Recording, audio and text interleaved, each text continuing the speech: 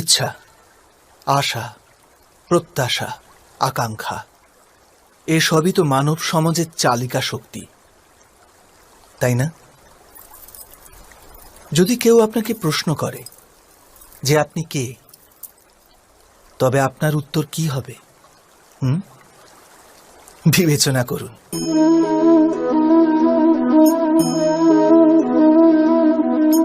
আপনি তখন বুঝতে পারবেন যে আপনার ইচ্ছাই আপনার জীবনের ব্যাখ্যা। কিছু পাওয়ার সাফল্য, কিছু না পাওয়ার নিষ্ফলতাই আপনার পরিচয়। অধিকতর ব্যক্তি এইভাবে জীবিত, নিজের ভেতর থেকে শেষ হয়ে যেতে থাকে, তবু নিজের ইচ্ছেগুলোকে মারতে পারে না। ইচ্ছা তাকে এমন ভাবে ছোটাতে থাকে যেমন মৃগের নেশা করার চেষ্টার চেয়ে অধিক গুরুত্বপূর্ণ আর কি বা হতে পারে। কিন্তু সুখ আর সুরক্ষা এসব কি মানুষের কর্ম করেন? সেই সন্তানের প্রশস্তি বিশ্ব সংসার করে। স্বয়ং বিচার করুন।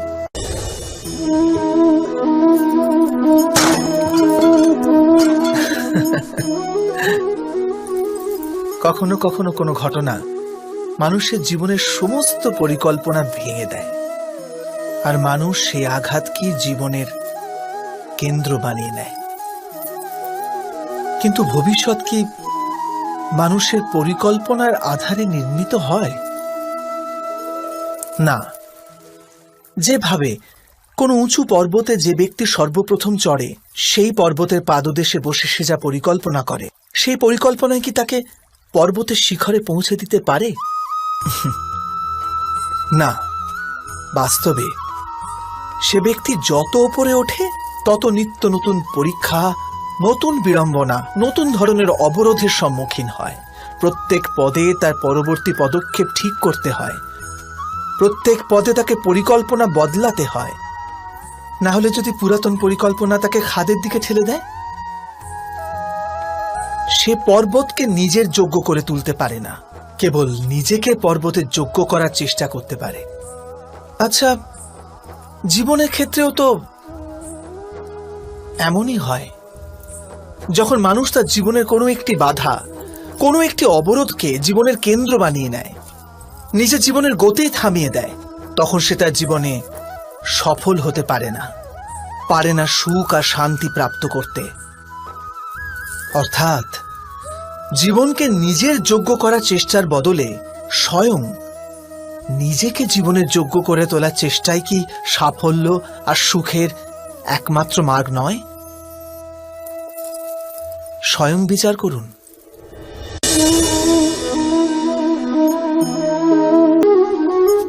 ভবিষ্যতের দ্বিতীয় নাম সংঘর্ষ। হৃদয়ে আজ যদি কোনো ইচ্ছা জাগে, যদি তা পূর্ণ না হয়, তবে হৃদয় ভবিষ্যতের পরিকল্পনা করে। ভবিষ্যতে ইচ্ছা পূর্ণ হবে এমন কল্পনা করতে থাকে। কিন্তু জীবন না লুকিয়ে আছে ভবিষ্যতে, না আছে অতীতে। জীবনের হদিশ তো আছে এই ক্ষণে, অর্থাৎ এই মুহূর্তের অনুভবেই রয়েছে জীবনের অনুভব। কিন্তু আমরা সব জেনে বুঝেও এটুকু সত্য মেনে নিতে পারি না। হয় আমরা পুরনো স্মৃতি দিয়ে নিজেদের ঘিরে বসে থাকি, অথবা আগামী সময়ের জন্য পরিকল্পনা করতে থাকি। আর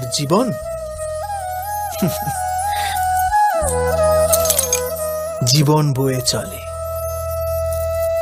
এই সত্য যদি আমরা হৃদয়ে গেঁথে নিই যে না আমরা ভবিষ্যৎ দেখতে পাই, না আমরা ভবিষ্যৎ নির্মাণ করতে পারি, আমরা তো কেবল ধৈর্য আর সাহসের সাথে ভবিষ্যৎকে আলিঙ্গন করতে পারি, স্বাগত জানাতে পারি ভবিষ্যৎকে। আর তবেই কি জীবনের প্রতি মুহূর্ত জীবনের দ্বারা মুখরিত হয়ে উঠবে না? স্বয়ং বিচার করুন।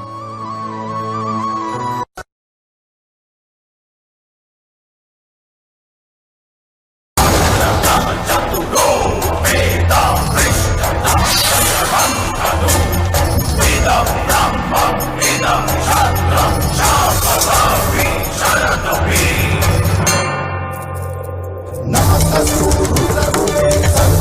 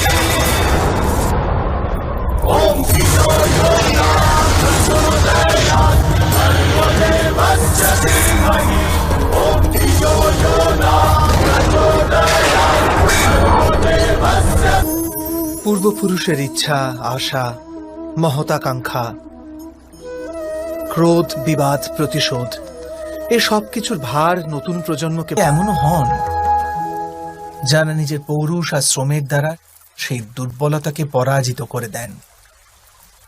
কি বিভেদ আছে এদের আর অন্য লোকেদের মধ্যে? আপনি কখনো এর বিচার করেছেন? অতি সরল উত্তর আছে এই প্রশ্নে। যে ব্যক্তিকে দুর্বলতা পরাজিত করতে পারে না, যে পৌরুষের প্রমাণ দেবার সাহস রাখে হৃদয়ে, সেই দুর্বলতাকে পার করতে পারে। অর্থাৎ দুর্বলতা তো ঈশ্বর প্রদান করে, কিন্তু নিজের সীমা তো মানুষ নিজেই নির্মিত করে। স্বয়ং বিচার করুন। মানুষের সব সম্পর্কের আধার হলো প্রত্যাশা। পতি কেমন হবে? যে আমার জীবন সুখ আর সুবিধায় ভরে দেবে। পত্নী কেমন হবে? যে সর্বদা আমার প্রতি সমর্পিত থাকবে। সন্তান কেমন হবে? যে আমার সেবা করবে, আমার আদেশ মেনে চলবে। ইচ্ছে থাকলেও কোনো মানুষ কারোর সকল প্রত্যাশা পূর্ণ করতে পারে না, আর তার থেকেই জন্ম নেয় সংঘর্ষ। সকল সম্পর্ক সংঘর্ষে পরিবর্তিত হয়ে যায়। কিন্তু মানুষ যদি প্রত্যাশাকে সম্পর্কের আধার না বানায় আর স্বীকার করে যে কেবল সম্পর্কই মূল আধার, তবে কি জীবন আপনা থেকেই সুখ আর শান্তিতে ভরে যাবে না? স্বয়ং বিচার করে দেখুন। জীবনের প্রতি ক্ষণ নির্ণয়ের ক্ষণ। প্রত্যেক পদে আগামী মুহূর্তের নির্ণয় করতে করতে যেতে হয়। আর নির্ণয় নিজের প্রভাব রেখে যায়। আজকের নেওয়া নির্ণয় ভবিষ্যতের জন্য সুখ বা দুঃখ লিখে রেখে দেয়। না কেবল নিজের জন্য, নিজের পরিবারের জন্যেও, আগামী প্রজন্মের জন্য বটে। যখন কোনো সংশয় সামনে এসে দাঁড়ায়, মন ব্যাকুল হয়ে যায়, অনিশ্চয়তায় ভরে যায়। নির্ণয়ের সেই ক্ষণ এক যুদ্ধে পরিণত হয়, আর মন হয়ে ওঠে যুদ্ধভূমি। অধিকাংশ নির্ণয় আমরা সংশয় থেকে বার হওয়ার জন্য নিই না, কেবল মনকে শান্ত করার জন্য নিয়ে থাকি। কিন্তু কেউ কি ছুটতে ছুটতে খাবার খেতে পারে? না। তবে কি যুদ্ধে যুঝতে থাকা কোনো মন সঠিক নির্ণয় নিতে পারে? বাস্তবে শান্ত মনে যে ব্যক্তি নির্ণয় নেয়, সে নিজের জন্য সুখময় ভবিষ্যৎ নির্মাণ করতে পারে। কিন্তু নিজের মনকে শুধু শান্ত করতেই যদি কেউ কোনো নির্ণয় নেয়, তবে সে ব্যক্তি নিজের জন্য ভবিষ্যতে কাঁটা বৃক্ষ রোপণ করে। স্বয়ং বিচার করে দেখুন। আচ্ছা, আপনার সমস্ত সম্পর্ক কি আপনাকে সম্পূর্ণ সন্তোষ দিতে পেরেছে? বিচার করুন। আমাদের জীবন সম্পর্কের উপর দাঁড়িয়ে আছে। এ জীবনের সুরক্ষাও এই সম্পর্কের উপরই টিকে আছে। সেই কারণে আমাদের জীবনের সমস্ত সুখের আধারও। কিন্তু এই ন্যায় কাকে বলে? ন্যায়ের অর্থ কি? অন্যায় যে করেছে সে যদি অনুতপ্ত হয়, আর যার উপর অন্যায় হয়েছে তার মনে যদি আবার বিশ্বাস জাগে সমাজের প্রতি, তাকেই তো ন্যায় বলে। কিন্তু যার হৃদয়ে ধৈর্যের স্থান নেই, সে ন্যায়ের পথ ছেড়ে দ্বন্দ্ব আর প্রতিশোধের পথ বেছে নেয়। হিংসার বদলে প্রতিহিংসার ভাবনা নিয়ে সে এগিয়ে যায়। স্বয়ং যা পীড়া ভোগ করেছে তার চেয়ে অধিক পীড়া অপরকে দেবার প্রয়াস করে। আর এই পথে চলতে গিয়ে অন্যায় যার উপর হয়েছে সেই স্বয়ং অন্যায় করে ফেলে। শীঘ্র সে অপরাধী হয়ে যায়। অর্থাৎ ন্যায় আর প্রতিশোধের মধ্যে খুব ক্ষুদ্র ফারাক থাকে, আর সেই ফারাকের নামই হল ধর্ম। এটা কি সত্য নয়? স্বয়ং বিচার করুন। দুই ব্যক্তি যখন এমনটাই হয় নাকি?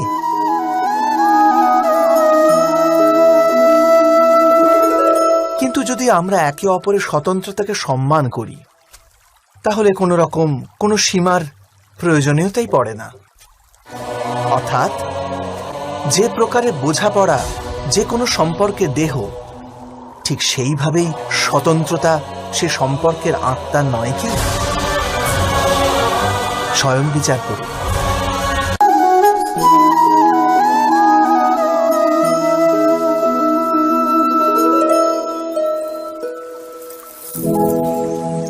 নির্ণয় নেওয়ার মুহূর্তে আমরা সর্বদা কোনো অন্য ব্যক্তির উপদেশ, সূচনা, মন্ত্রণা বা পরামর্শকে আধার করে থাকি, আর আমাদের ভবিষ্যতের আধার হয়ে ওঠে আমাদের আজকের নেওয়া সিদ্ধান্ত। তাহলে কি আমাদের ভবিষ্যৎ অন্য ব্যক্তির পরামর্শ, কোনো অন্য ব্যক্তির দেওয়া ভুলেই যায়? কি সেই প্রশ্ন? প্রথম প্রশ্ন, এই সময়ের সাথে সাথে প্রত্যেক পথের পরিবর্তন হয় নাকি? সময় কি সর্বদা নতুন পরীক্ষার সম্মুখীন করে না? তাহলে বিগত সময়ের অভিজ্ঞতা নতুন প্রজন্মকে কি লাভ দিতে পারে? দ্বিতীয় প্রশ্ন, প্রত্যেক সন্তানই কি তার মাতা পিতার প্রতিচ্ছবি হয়? হ্যাঁ, সন্তানকে তার শিক্ষা তো অবশ্যই তার মাতা পিতা প্রদান করেন, কিন্তু অন্তরের ক্ষমতা ঈশ্বরের দান। তবে যে পথে চলে পিতা সাফল্য পেয়েছে, এটা কি নিশ্চিত যে সেই পথে চলে তার সন্তানও সাফল্য আর সুখ লাভ করতে পারবে? তৃতীয় প্রশ্ন, জীবনের সংঘর্ষ আর পরীক্ষায় কি লাভ প্রদান করে না? প্রত্যেক নতুন প্রশ্ন কি এক নতুন উত্তরের দ্বার খুলে দেয় না? তবে কি সন্তানদের নতুন নতুন প্রশ্ন, সংঘর্ষ আর পরীক্ষা থেকে দূরে রাখলে তা কি তাদের পক্ষে খুব লাভজনক হবে, নাকি তাদের ক্ষতিই করবে? অর্থাৎ যেমনভাবে সন্তানের ভবিষ্যৎ নির্মাণ করার বদলে তার চরিত্রের নির্মাণ করাই শ্রেয়, তেমনি সন্তানের ভবিষ্যতের পথ নির্ধারণ করার বদলে তাদের নতুন নতুন সংঘর্ষের সাথে লড়াই করতে পারার মনোবল আর জ্ঞান প্রদান করা, এটাই কি লাভজনক নয়? স্বয়ং বিচার করে দেখুন। সবার জীবনে এমন মুহূর্ত অবশ্যই আসে যখন সত্য বলার নিশ্চয়তা থাকে না। এ তো কেবল তথ্যটুকু, অর্থাৎ যেমন ঘটেছে শুধু সেইটুকু ব্যক্ত করা, এ সামান্য ব্যাপার। কিন্তু কখনো কখনো সেই তথ্যটুকু বলতে গিয়েও ভয় হতে থাকে। কখনো আবার অন্য ব্যক্তি কি ভাববে সেই দুশ্চিন্তা হয় মনে। অন্য কারো দুঃখ হবে এই ভয়টাও সত্যকে আটকায়। তবে এই সত্য কাকে বলে আমরা কি কখনো বিবেচনা করেছি? যখন ভয়কে তুচ্ছ করেও কোনো তথ্য বলে দেওয়া হয়, তবে তাকে সত্য বলা হয়। বাস্তবে সত্য আর কিছুই না, কেবল নির্ভীকতারই অপর নাম। আর নির্ভীক হওয়ার কোনো সময় হয় না, কারণ নির্ভীকতা আত্মারই এক স্বভাব।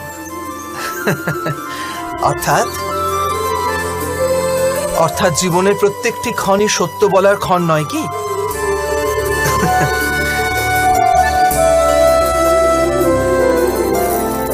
স্বয়ং বিচার করুন। যখন কারো আশা ইচ্ছা ভঙ্গ হয়ে যায়, তখন তার হৃদয় ক্রোধে ভরে ওঠে। যে ব্যক্তিকে সে নিজের অপরাধী মনে করে তাকে দণ্ড দেবার প্রচেষ্টা করে।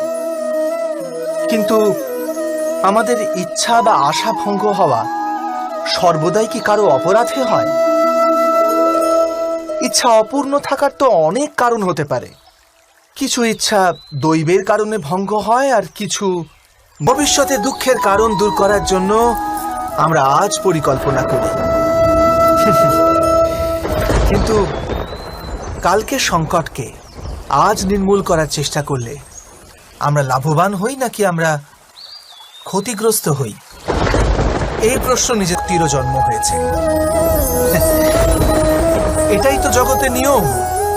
অর্থাৎ সংকটই শক্তির জন্মের কারণ।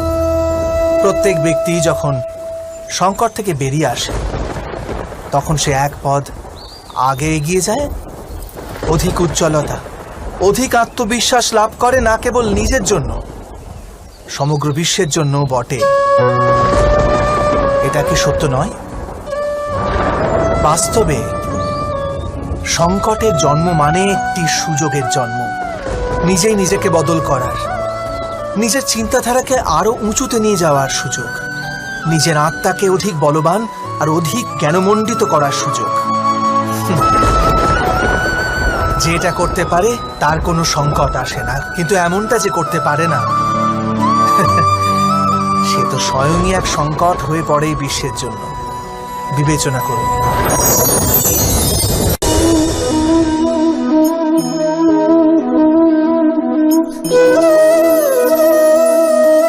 পরম্পরার মধ্যে ধর্মের অবস্থান, আর প্রথাই ধর্মকে ধরে রাখার দায়িত্ব বহন করে, এটা সত্যি। কিন্তু কেবল প্রথাকেই কি ধর্ম বলে? বিবেচনা করুন। সত্য তো এই যে যেমন ভাবে পাষাণের ভেতরে শিল্প থাকে, ঠিক তেমনি প্রথার মধ্যেও ধর্মকে পাওয়া যায়। এই পাথরের মধ্যেও শিল্প আছে। এই পাথরটাই শিল্প নয়। শিল্প ফুটিয়ে তোলার জন্য পাথরকে ভাঙতে হয়, অনাবশ্যক অংশগুলিকে কেটে বাদ দিতে হয়। ঠিক সেইভাবেই প্রথার মধ্যে ধর্মকে খুঁজে বার করতে হয়। যেমন ভাবে ইন্দ্র পূজার প্রথা ত্যাগ করে গোবর্ধন পূজার ধর্ম আরম্ভ না যদি হতো, যাদবেরাও তাদের মুক্তির পথ খুঁজে পেত না। অর্থাৎ প্রথা পালনে যে বেশি গোঁড়ামি করে, ধর্ম থেকে সে বঞ্চিত হয়ে যায়। আর পরম্পরার অন্ধ অনুকরণ যে করে, সেও প্রকৃত ধর্মপরায়ণ হতে পারে না। কথায় আছে, হংস সর্বদা নীর ক্ষীর পার্থক্য করতে পারে। দুধে জল মেশানো থাকলেও কেবল দুধটুকুই গ্রহণ করে। তবে কি যথার্থ ধর্মজ্ঞান পেতে হলে হৃদয়ে জ্ঞান থেকে প্রসূত বিবেক থাকা আবশ্যক নয়? আর সেই বিবেক না থাকলে যাকে আমরা ধর্ম বলে মনে করছি, তা আসলে প্রকৃত ধর্মই নয়। এমনও তো হতে পারে। স্বয়ং বিচার করে দেখুন।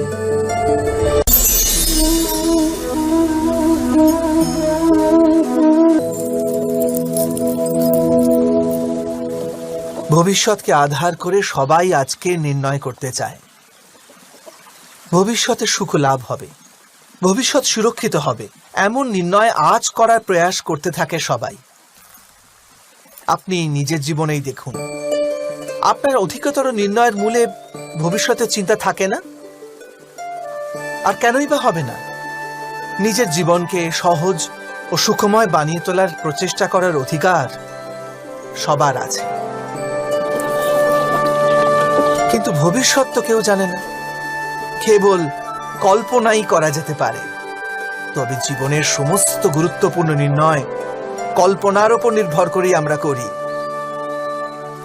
এই নির্ণয় করার কোনো তৃতীয় পথ হতে পারে? বিবেচনা করুন। সমস্ত সুখের আধার ধর্ম, আর সেই ধর্ম মানুষের হৃদয়ে স্থাপিত। অতএব প্রত্যেক নির্ণয়ের পূর্বে স্বয়ং নিজের হৃদয়কে প্রশ্ন অবশ্য করে নিন যে এই নির্ণয় স্বার্থ থেকে জন্মেছে না ধর্ম থেকে। এটুকুই কি যথেষ্ট নয়? ভবিষ্যতের বদলে ধর্মের বিচার করলে কি ভবিষ্যৎ অধিক সুখময় হয়ে উঠবে না? স্বয়ং বিচার করে দেখুন। মানুষ যখন তার অপরাধের দণ্ড ভোগ করে, তখন হতে পারে সেই ন্যায় বিচারে তার মনে কষ্ট হয়। প্রশ্ন ওঠে তার হৃদয়ে যে যখন সে অপরাধ করেছিল তখন সে ভিন্ন ব্যক্তি ছিল, তারপর সে অনেক অনেক অনুতাপ করেছে, নিজেকে এত পরিবর্তন করেছে, তবু সে দণ্ড কেন পাবে? কিন্তু যেখানে আঘাত আছে সেখানে প্রত্যাঘাতও থাকবে। যেমন কর্ম তেমনি ফল। যদি কাউকে স্নেহ দাও তবে সুখ লাভ হবে, যদি কাউকে হত্যা করো তবে মৃত্যুদণ্ড পাবে। যেমন কার্য তেমনি ন্যায় হয়। তবে কি প্রায়শ্চিত্ত বা অনুতাপের কোনো মূল্য নেই? আছে, অবশ্যই মূল্য আছে। প্রায়শ্চিত্ত অনুতাপ মানুষকে অন্তর থেকে বলবান করে তোলে, আসন্ন শাস্তিকে গ্রহণ করার জন্য মানুষকে প্রস্তুত করে। অর্থাৎ প্রায়শ্চিত্ত না করে দণ্ড স্বীকার করার কোনো মূল্য আছে? স্বয়ং বিচার করুন।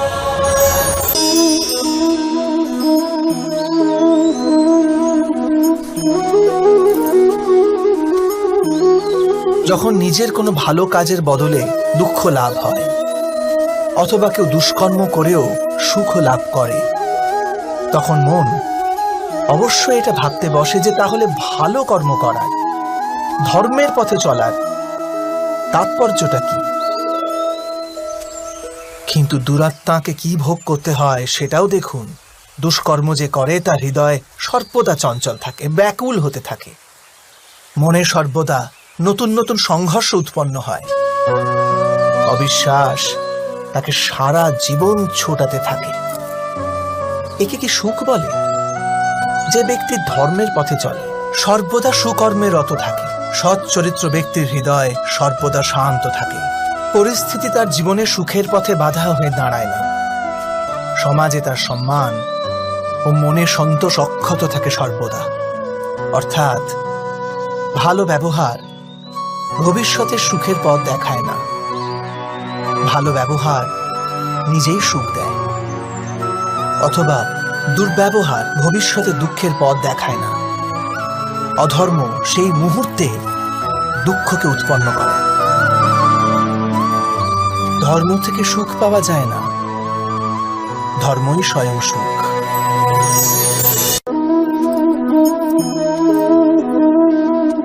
মানুষের জীবনের চালক হলো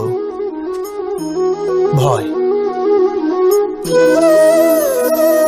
মানুষ সর্বদা ভয়ের কারণ ঠিক খুঁজে নেয়।